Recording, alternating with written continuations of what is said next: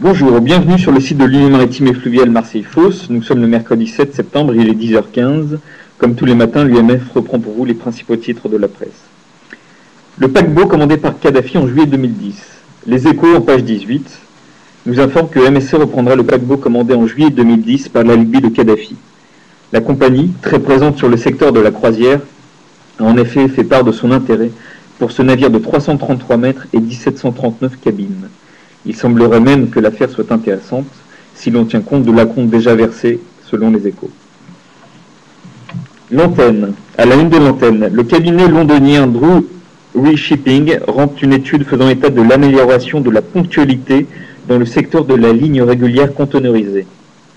L'étude relève ainsi des taux d'amélioration jusqu'à 60% sur l'axe Asie-Europe-Méditerranée et propose un classement par compagnie.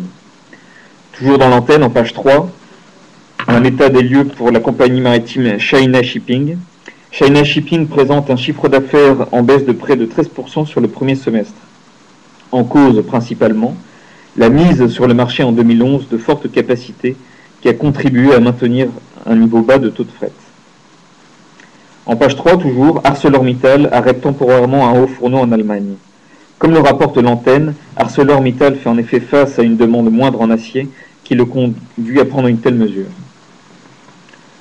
Autre information, cette fois-ci dans Mer et Marine, qui nous informe de la parution d'un traité de manœuvre de la marine marchande. Monsieur Hervé Baudu, professeur à l'Hydro Marseille, en association avec la Fédération française des pilotes maritimes, produit cet ouvrage pratique et théorique à l'intention des navigants. Pour terminer, la Provence en page 2, le sujet LGV PACA, le titre qui titre « Au public de parler ». Le quotidien La Provence fait le point sur ce dossier où rien n'est joué concernant le tracé final, même si le schéma retenu est celui dit des métropoles du Sud.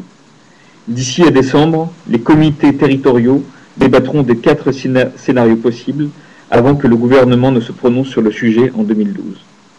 Voici pour aujourd'hui, merci et à demain.